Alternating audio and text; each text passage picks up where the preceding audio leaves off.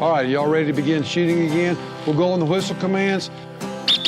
Hi, my name is Miranda Nephew. I'm from Reno High School. I'm currently a sophomore. This is a brand new program. We've done a little bit of this in the summer with that PEP grant.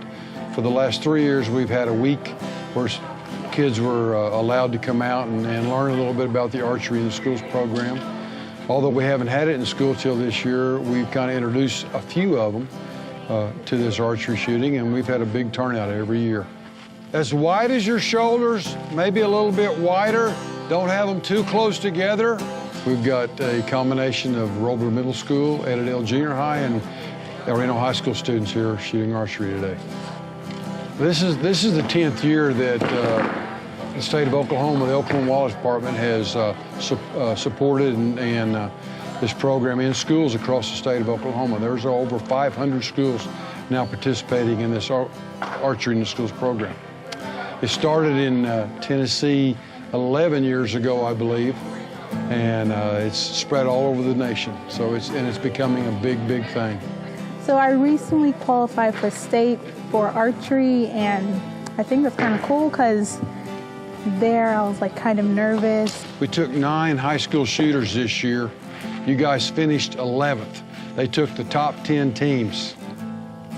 If we would have had the full complement of 15, that means we took 6 zeros to add into our score, and they took the highest scores, and we came up 11th in the score. So the high school students that shot did very well. My name is Stephen Ternius. I am in 11th grade. This will be my first year qualifying for state and regionals. I'm excited to compete. I like everything about archery. I think I have a good chance of being one of the best. You push yourself to be the best that you could be. I got a 40 out of 50.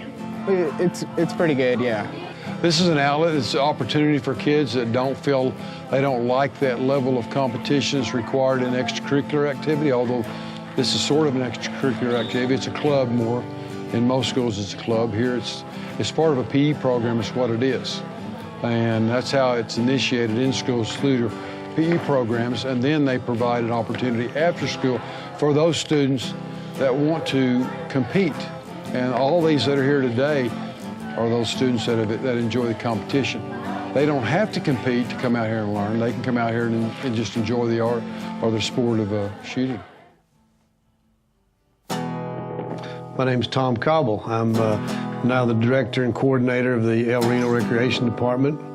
We've been in business now since about January, a new department for the city. They haven't had one before, and we're beginning to put together programs of various items for various ages that'll be of interest to everybody. Having a fundraiser to help raise money for lights. We're having burgers, dogs, music, shade drinks, to help raise money for accommodations for out here.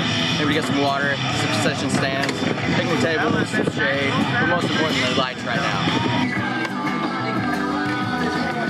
There's several things the city's already got going and has had going and done a great job for many, many years. Right now, we're really gearing up for the Burger Day Festival. It is Saturday, May the 2nd, from 10 a.m. to 5 p.m. And of course, it's a tribute to the onion fried hamburgers that have been cooked in El Reno since the early 1920s. And that day is when we fixed the world's largest fried onion hamburger. It weighs in at over 850 pounds and is 8.5 feet in diameter. From a personal standpoint, I just think it is community building at its best. And we're now in that second generation of Main Streeters. And that second generation are now people that have chosen to stay in this community because of some of those community events that they participated in and that they have memories of as a child. We live in Yukon, work here though. Oh, you're right on? Yeah. You guys having a good time today? Yeah, we sure are. Awesome, man. How was this one? 3 weeks old. We'll begin to put together more programs, health and fitness and kids stuff for all ages. Just make it a great place for the community and the citizens of El Reno to use. We're doing a lot of planning and have a lot of things coming up right now in the building. We're using it for some Zumba classes, yoga classes that are meeting once or twice a week. So got a lot of things beginning to go. Well, it's really important in the growth and development of cities, and you look at the great cities around, and I think, Mustang, Yukon, Edmond, they're a little bit larger than us, but people these days are, I think, when they decide where they're going to live and move their families, they're looking at where they work, obviously, but they're looking at the school system, they're looking at the recreational activities that they can do when they get there also. Health and wellness and things to do as a family and with your kids are just really what they're looking for. We're already gearing up for the block parties. Small Town Weekend is the first weekend in June, and the Cruisers are a great partner with Main Street on so many things, and they have asked us to kick off our summer series of block parties by having a little mini block party the Friday night of their event. So that's when they'll start, and then the third Saturday of June, July, August, and September is when we'll have the block parties. They want to get active, they want to ride their bikes, hit a golf ball, play catch with their kids, play some games, be in an art class, learn how to use a camera, whatever it might be, and we want to be able to do those things as a family or as individuals as well. There's so many intangible benefits. It's not just the economic benefit of events, but the intangibles, I think, are almost of greater value in a lot of cases. I'm really excited about some of the great things that are happening in downtown El Reno. We're seeing a new type of business mix that's coming to the district, and I think it's going to bring a whole new level of synergy to the area. We want to represent our hometown, and this is how we choose to represent it. We've seen a lot of ups and downs in downtown. The El Reno Main Street project, I think, has helped bring visibility and has kept people thinking about the downtown area. There's been a lot of shops that have come and gone, but right now it's nice to see those empty buildings filling up, and it's really nice to see some of the young people who live here in El Reno taking ownership and opening up the businesses and carrying on the traditions. El Reno's our hometown. We just really felt like we needed that. We needed a skate shop here. I'm loving the downtown growth.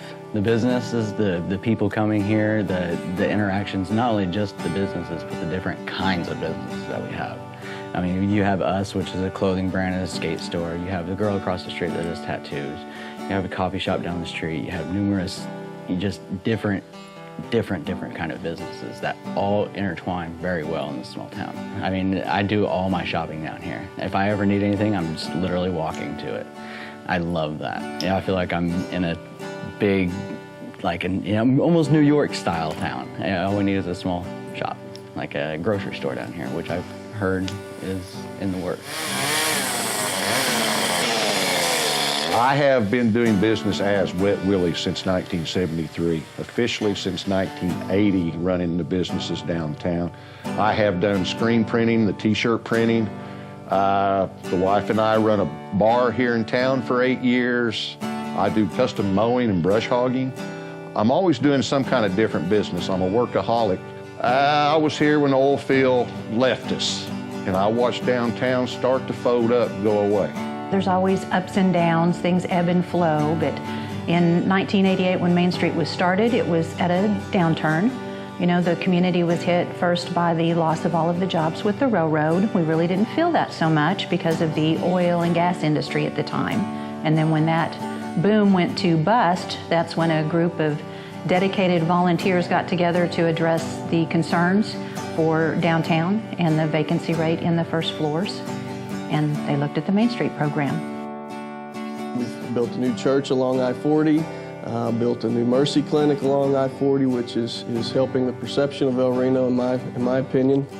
Halliburton's building a $100 million facility, and they're expanding even before that's completed. OKC West sell bar, upwards of 10 million sales a day sometimes. So those are some of the things that we're talking about with our members and just people that call in about the growth of El Reno. And it's an exciting time. A lot of good things are happening in El Reno right now. I've seen it grow, I've seen it go back, and I've seen it grow again, and I love the way it's growing right now. Used to, for a while, all the rent houses were empty. Now you drive around town, just about every house has got somebody trying to live in it. That's a good sign.